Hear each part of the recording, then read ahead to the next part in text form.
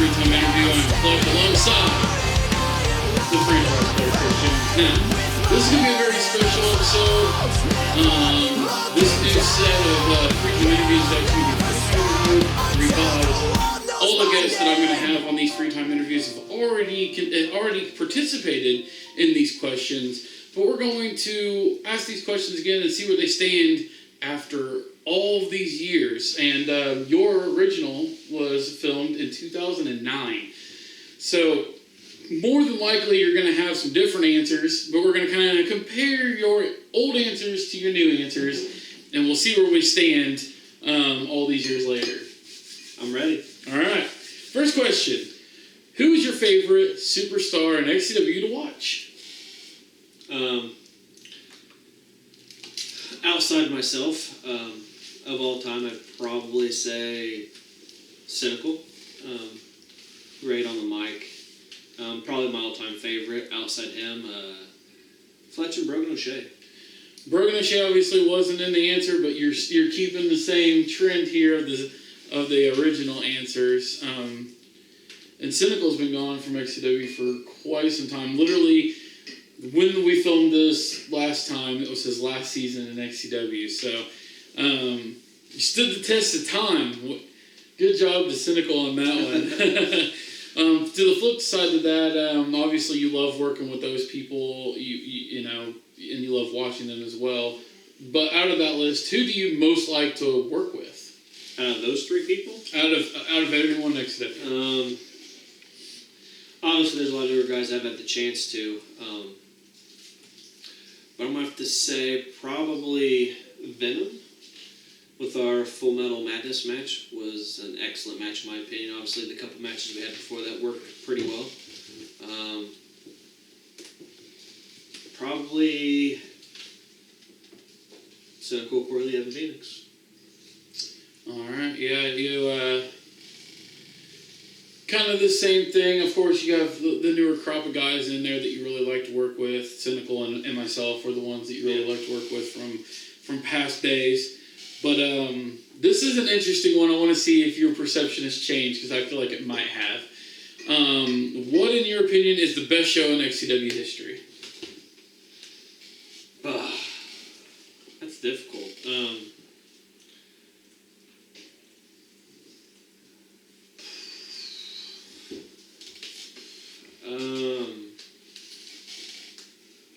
If I'm going based off non-biased, I will probably say the Summer Mania where XCW prevailed over EBW. Okay, all right. If I'm going bias-wise, probably agree 2004. Your original answer, funny enough, was Viewers' Choice Awards.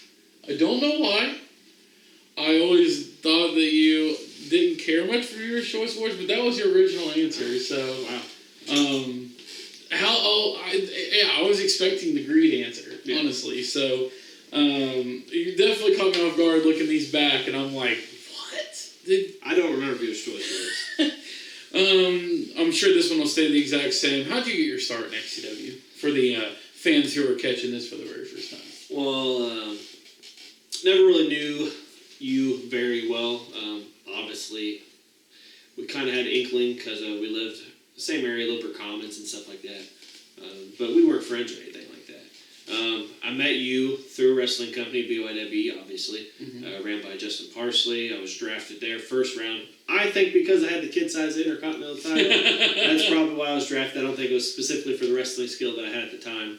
But ultimately, I was drafted to BYWE, and I ran into people the likes of you and Genocide, which I'd already had previous wrestling experience with, and DTC and everybody else. So ultimately, met you in BYWE. Yes. And then BYWE closed. Mm-hmm. It was done. Didn't have a spot. Couldn't wrestle at the parks. We were being watched by police and stuff like that because they knew who we were pretty much. But ultimately, I was sitting on my roof. I lived on Elm Street. I was sitting on my roof and I was throwing water balloons at people as they went by. Brett Logsdon was one of them and his sister. And ultimately, you had sent your little worker in, Genocide. And Genocide walking down the street. Hey, you want to come wrestle XCW? And I'd been out of wrestling for however long it was in between. I'm like, sure. So ultimately, because of Genocide and essentially you, that's how I got the start. Yeah, obviously, there's no way that story's going to change. So we talked about, Greed 2004 and probably the Summer Mania, XCW, EBW, pretty much that whole season for you. But on the flip side of that, what do you think was the worst show in XCW? I'm interested to see if this one changes as well. Summer Mania 2 or Until the End? Oof, alright, Summer Mania 2 was your original answer. Wanna explain to the new viewers why that is? Summer Mania 2 is one of the worst shows. 1, it wasn't televised. 2, it only had one good match on the show. 3, it was Chris Jones' worst match in XCW history. And Eternal Darkness was the good match, right? Yeah, which is fucking surprising. Eternal Darkness reigning victorious against the likes of Hazard and Psychor. It's true. It really did happen. What was the biggest moment for you as a character in XCW?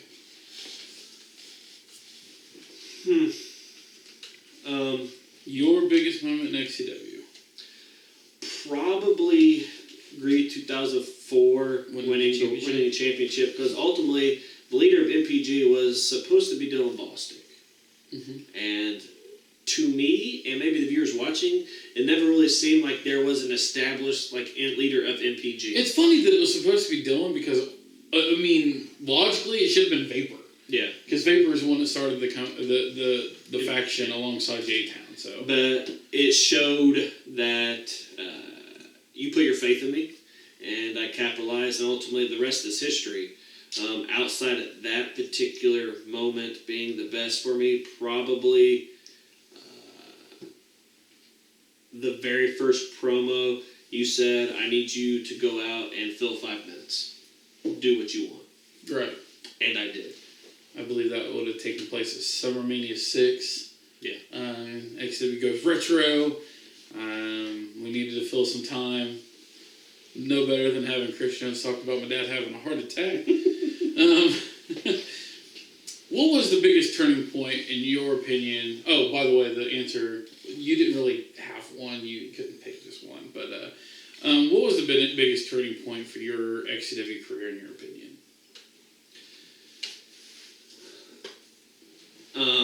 Well, behind the scenes or on screen, whichever. Probably after the conversation we had outside wrestling after a show in 2004. It's been pretty highly televised how immature and how I held myself as Chris Jones, the best all-time, 24/7. I was better than everybody else. Granted, some people might say I'm the best wrestler of all time. I carried that persona in the ring, outside the ring, at home. So probably after I got over myself in 2004, probably a big turning point. And I'm going to have to go another big turning point, and knowing that I had your confidence was when you told me you wanted Venom to be a monster and you needed me to make that happen. And I feel we succeeded. Absolutely, we did. You're making our job easy here, pretty much staying on course. What was the worst injury you've ever sustained? Obviously, the light bulb shot. I don't know if that had happened at this point. It had, and yeah, that was your answer, yeah. But there's also another tidbit, a BYWE spot that went bad. The one match I ever got to wrestle against the world champion in BYWE, it was against Justin Parsley as Homicide. They were doing the Team Angle gimmick with him and Genocide and whoever else. And I went to do my first line salt, and he threw a chair at my elbow. And I remember that kind of fucking hurt. Yeah, that was probably their little Team Ring faction was probably over by the end of that show. Yeah. What was the worst injury you think you've ever witnessed? Probably the light bulb shot still. To be honest, I know some people doing this, they might say Will Smith's injury, but I didn't witness it. I didn't see what happened. Right. I just know what happened. I know he didn't open the ladder all the way and jumped off and came out from under him, etc. But I'm going to have to say personally it's either the light bulb to my face, Genocide clipping you with the chair, or Cynical's finger. But number one's got to be the eye. Still staying on course here, ladies and gentlemen. This is an interesting one, especially in retrospect of how your year's been. Oh, joy. Has there ever been a time in XCW where you just wanted to quit? Twice, as of now, obviously, because I'm retired. There was once, I can't remember, it was 08 or 09, where me and Cynical had been talking behind the scenes. It was when we became closer friends. Mm-hmm. I would say probably getting on the same level as you and Cynical, to be honest. And he wasn't confident enough in saying that he was wanting to, quit or whatever. So I had mentioned it or something like that. When ultimately it didn't work out, we ultimately came back and we're here.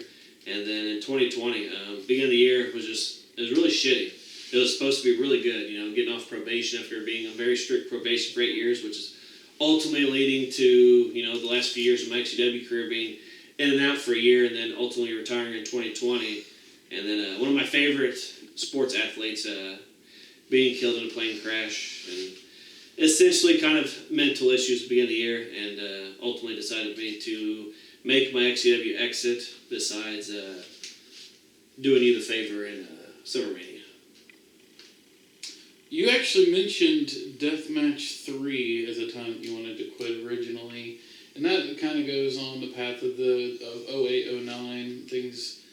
It would actually have taken place at Cold Day in Hell 2009, so pretty close to around the same time period. And this was also the time that you mentioned that you and Cynical kind of made this decision together, and ultimately we know in that year Cynical would eventually leave XCW and pursue being in the Army and stuff. So, what was the worst gimmick you've ever witnessed in your time in XCW? I'm not going to say Swap Man. It is, though. It's horrible. It's not. It's obvious. I love Swap Man. I don't know why. I just do. Nemesis. Okay. Nemesis obviously wasn't around the first time around, so. I don't even remember my answer. Dr. Love Dark, because you were talking about how you go to wrestle a kid wrestling in his underwear. Yeah. But I'm going to have to go with the Nemesis thing. And ultimately because of the person playing it. Yes, and if he wasn't Nemesis, you would be, and I think it would have, like the landscape of XCW would probably be a little different to this day. Possibly, yeah. Obviously, the original plan was for me to be a Nemesis character, have a darker persona, and I would really shy away from Fletch, the XCW owner, and you had new gear and everything, didn't you? Yeah, I did. And I was also going to talk about why the reason for my dark turn was because I was bullied and some other things, and ultimately that character got split between the person who did use the Nemesis character as well as Void, and neither one really panned out the way that we wanted to. Yeah. So, hindsight, I kind of wish that I would have done it, but with the weird in and out XCW had in 06, 07, 08, it just ultimately just didn't work out the way it should have. What was the best gimmick you've ever seen, however?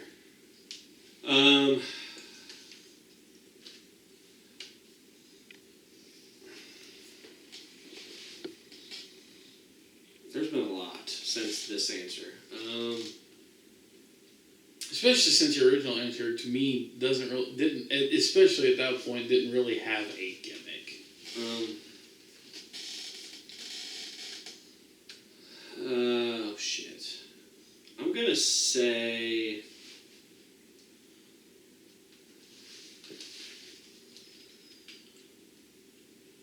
Holy shit.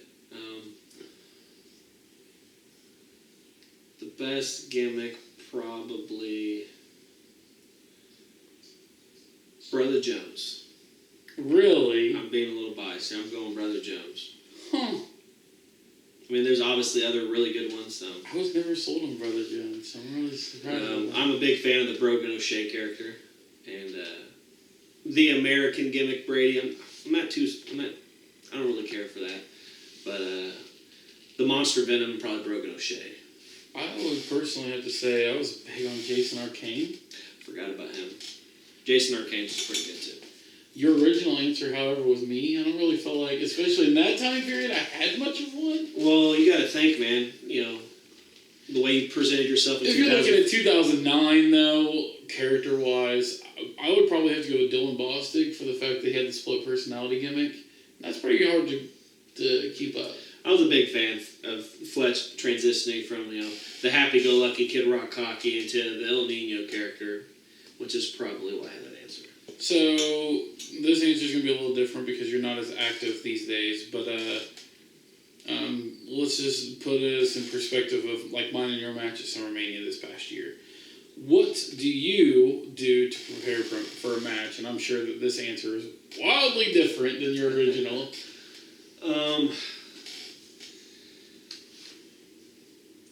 To be honest, I kind of just say a little prayer these days. I just close my eyes, and I just try to get in the zone and get focused, and just erase everything. When I go out to the ring, you might see me, shake a fan's hand, give him five, whatever that. Even after I matched over, hug a fan, but I completely had no idea what was going on. I completely tune out the fans 100%. It might not look like it, but completely tune out everybody as I'm going out. I go out there and I want to be in the Chris Jones, because obviously I'm not going to be in the Chris Jones while I'm sitting here cutting this interview with you. Right. Or as I'm shooting the shit or recording no false. It's a completely different aspect. So I'd say I try to zone everything out, say a little prayer to myself, and hopefully that I can protect the person that I'm working with. That's similar, but your other answer was, and I quote, fucking my girlfriend. Oh, yes, I remember. I would always bang every Friday before the show. I remember. It was Allison. So. Yeah, it was.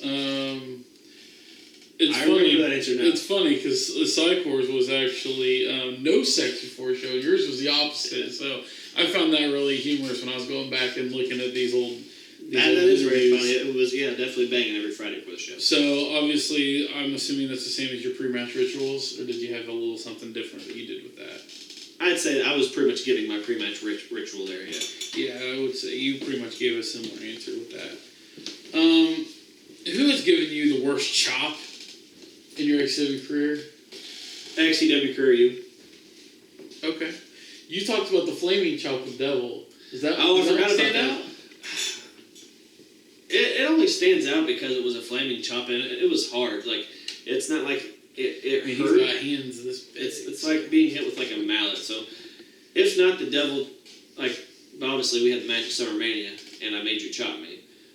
I'd say the Devil chop, but most definitely probably yours is above that now. Well, I know that I've also been a pretty common answer when it comes to best finishing moves, but what, in your opinion, is the best finishing move in XCW? I'm by super kick. Oh, okay. Outside super kick, though, I missed the suicide effect. Final breath just as good. What do you think your original one? My original one was probably suicide effect. You said sonometry.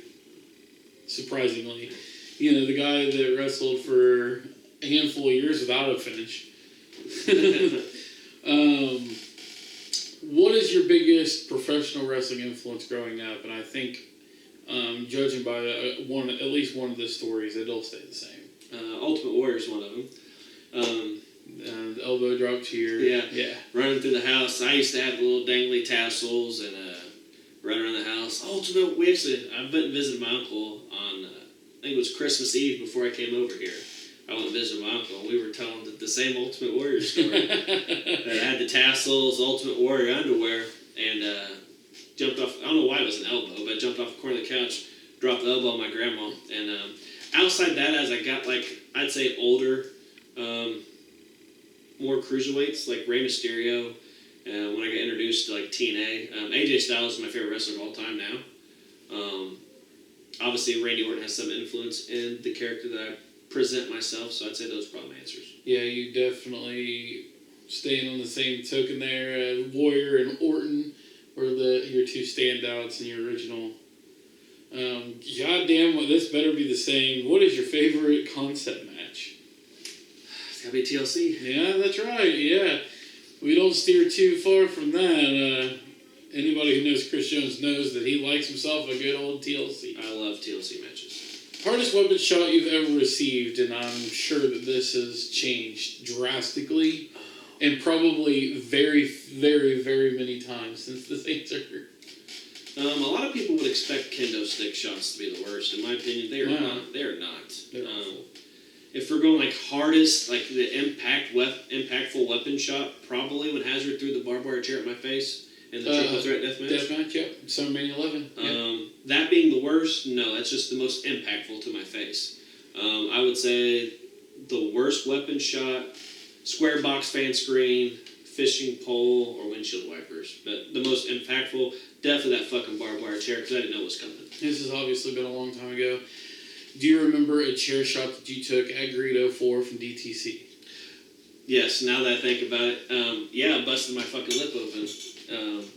That would probably be at least in my top 6. Okay. So, this is still kind of interesting because there's been so many people that has pried at you in 2020 and 2021. Where do you see your XCW career in 6 months? I don't know what I should say here. July isn't 6 months from now. We are right on the heels of Greed and going into SummerMania at this point. Oh boy. I know the viewers are going to be anticipating this one. Ultimately, I don't think an Ultimate X match is ever going to happen in XCW, as much as I would like for it to happen.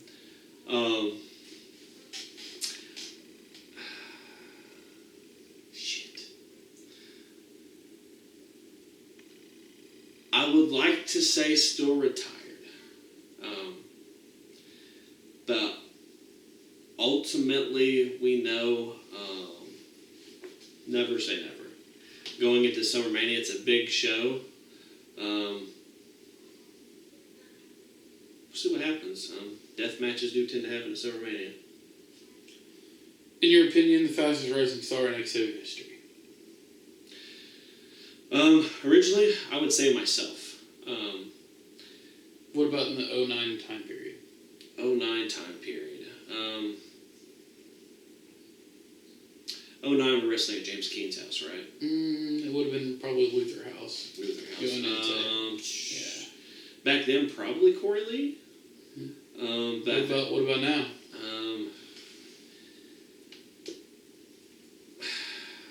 It's hard to say. I think there's a lot of different aspects on how you characterize that these days versus then, too. I'm going to say Brogan.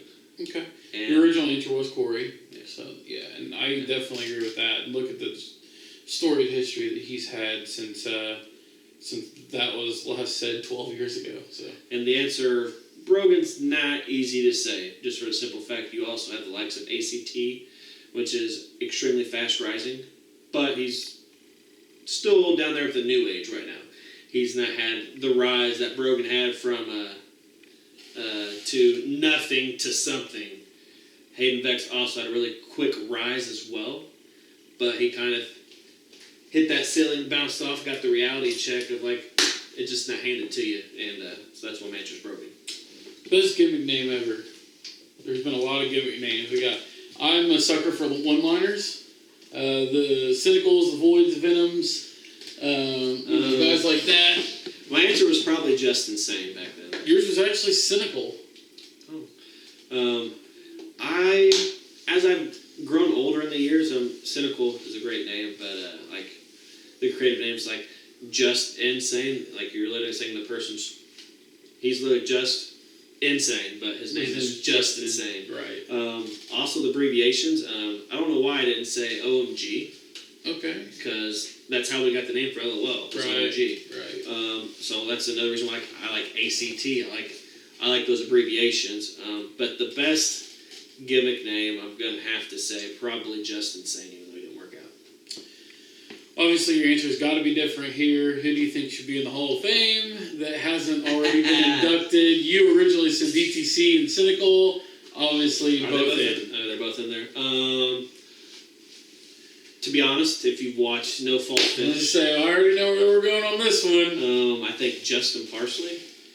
Like if you came up to me and you said you get to pick the two inductees for 2021 and they're going in, regardless, I say Justin Parsley and JJ Jenkins. Theme song that's got you the most pumped up in your career. It's not TI-24s as much as some people would like to think. Although it was back then. Yeah. It's really close between Here Comes the Boom and Hollywood. Really? Because you didn't use that for very long. I know, but I liked it. I'm always along the type like if I turn from face to heel, I don't want to be any attached to that face. You don't want to be the same presentation, yeah. Right? So, it's pretty close between Here Comes the Boom and Undead by Hollywood Undead. Wow. Okay. And probably Want Me Down. Want Me Down is pretty good. But Hollywood Undead is a different aspect in that it was our tag team song. Mm-hmm. But you come out dancing, and you point back to me like it's never been seen Chris Jones to come out to a rock song. Granted, Hollywood Undead style is more like a rap rockish type thing. Mm-hmm. So maybe that's a reason. But those three songs are probably my big pump up songs right there. Face or heel? My answer was definitely heel back then. Yeah. As I've been able, because I've not always been as good as I am. I think you spent more time as a baby in your career. It's funny. I've not always been as good of a face as I am today. Like you might come out and say, Chris Jones, he's a great good guy. He knows exactly what to do, but that hasn't always been the case. Right. In 2005 and 2006, I didn't know how to be a face. I've prided myself on saying what I want to say, when I want to say it, cheat and win and everything. So my decision here is a lot harder. But ultimately, I gotta go with the guts. I gotta stay heel. Camera shy, yes or no? No, not at all. Yeah. You can tell. Any wrestling experience before XCW? BYW, SBW, HCW. I never wrestled with NAW, which I could have. I just didn't. Right. Were you ever trained by... Who were you trained by before beginning your career, assuming that this will stay the same? Hazard. Yeah. What was the best team or stable you've ever seen in XCW? What was the question? The best stable you've ever seen in XCW? Best stable I've ever seen in XCW? Can't say EBW, it's not really stable. It's presented as a company invading, but best stable I've ever seen is probably the Untouchables. Originally VK2, which in that era probably would have been pretty crazy. I wasn't a fan of NPG. Who do you personally not like from XCW these days? My original answer was Corey Lee. No. Drago and Disciple. Oh, wow. I'm surprised. I don't hate anybody. Dislike's a little different, and I feel it's more of a respect thing these days. James Cerebral and probably JJ Kelty on a respect level. I would say Hayden Vex for like illicit things done at the show, but I'm gonna leave that one out. But probably James Cerebral for what he did when I was incarcerated, and I'd say probably JJ Kelty for just the respect. Like, we should have never almost came to a fist fight over a super kick. Absolutely. What, in your opinion, is the best storyline in XCW history? Chris Jones Cynical. Yeah. That one's in the top 5, but XCW EBW. Number 2 is actually for me. Number 2. Best rivalry in XCW still the same? Chris Jones Cynical. But it's hard to say because EBW XCW is really close as well. What do you think is XCW's best location? I don't see this one changing. The trailer park. Oh yeah. So some things stay the same. I'm torn on that one. I'm a really big fan of the time that we were in Mildred. So. Okay. What kind of legacy do you think you will leave behind? I've obviously, essentially retiring this year, I've obviously left a pretty positive one. The exit, not quite so positive in that aspect. Positive, Hayden Vex thinks I'm wrestling him at SummerMania. There's no plans for me to wrestle Hayden Vex at SummerMania. Blackheart wants me to wrestle him on one of the 4 Ground Zeroes on a Sunday. Psychor assumes I'm wrestling him this coming year. He's dead set on it. So I feel I've left a pretty positive legacy behind. People that have come in just like the past couple years. Blackheart, we didn't know False of Blackheart, and I asked him who the best wrestler was of all time. And at the point of him seeing that, he's seen me wrestle twice. And he said Chris Jones. So that shows that he did the research and he's watched previous shows. Right. Because you can't just judge somebody based off 1 or 2 matches. You said that you wanted your legacy to be helping out younger stars, which I feel like even as of yesterday, you're still doing that. You're still leaving that legacy. What about the company? What kind of legacy will XCW leave behind? Brotherly togetherness, to be honest. More recently, I feel we can be united on a stronger front, whereas you're losing Hazard, you've lost me, but I'm here Sunday. It's almost 6 p.m. We're recording extra side stuff. I feel XCW is uniting more as a whole. It's uniting all of backyard wrestling in Indiana. We have people coming from New Paris, Ohio to wrestle. Mm-hmm. From Fort Wayne, we had the EWE guys, wherever they came from. But Jeffersonville. XCW is uniting Indiana as a whole, uniting backyard wrestling. You just said, we're going to be the longest running, and so far I think we continue to prove that. How has XCW impacted your life? XCW has impacted me very positively. Negatively on the injuries, I do have a scar on my face. But on the positive aspect, it's brought me with some of my best friends, you and Cynical. If there is a day that Chris Jones does get married, you guys will obviously be in the wedding party. It's introduced me to people like Corey Lee, like a Venom. I've came closer with Genocide because of XCW. There was times where I had to take myself out of a bad situation where alcohol or drugs might have been involved, and I had a place to go to. I came to your house and stayed. I was here at New Year's Eve. I was here at Christmas Eve. I was here at Christmas. I was here at Thanksgiving. Even though your mom might not see eye to eye me right now, it's introduced me to people that be like, hey, you're a dumbass. You need to get your shit together. And your mom did that for me when I was younger. Right. Like I said, we might not agree right now in life, but your mom has played that part for me. Ryan's mom has helped me through things. She helped us get our tuxes or whatever. Took our tuxes back for us and went to prom after we graduated. Right. So XCW has been significantly in getting Chris Jones to where I am today, because if I didn't have XCW, I would probably be in a rehab facility or probably alcohol or drugs or something. It's a little more sophisticated and more of a grown-up answer than the original of staying in shape. No, I'm completely out of fucking shape. Failed there. What was the best thing to come out of XCW for you personally? I know that this is going to change. The friendships that I have. Yeah. Your original answer was Allison. It's changed. Yeah. Proudest achievement in XCW to date. Shit. You say no one ever has 100% creative control of their character. I would say that I do. I would say I've earned your trust in knowing that you can say, Chris, you need to go get this point across with Venom. Get the point across he's fat. And I could do that in a promo, and I get people to believe. You could tell me, go convince people that Venom is skinny, and I could convince you that in a promo. So I would say probably either when I won my first world title, because I earned the respect, I showed you that I was there for the long haul, and ultimately I did that in my world title. I wrestled against 2 different tag teams. It was Little Pimp and Hazard, yourself and Cynical, and me by myself because my partner was on house arrest. Yeah. You trusted me enough to be able to make that match work, and right. So I would say either winning the world title and around that era, or ultimately getting creative control for my character. All right. Yeah, XW Championship was your proudest to 2009's point. Where'd you come up with your name and gimmick? I'm sure this doesn't change either. It's my name. The C-Unit part. Oh, C-Unit part. Well, I don't think we need to go too far into detail, but I got in trouble doing something on a webcam.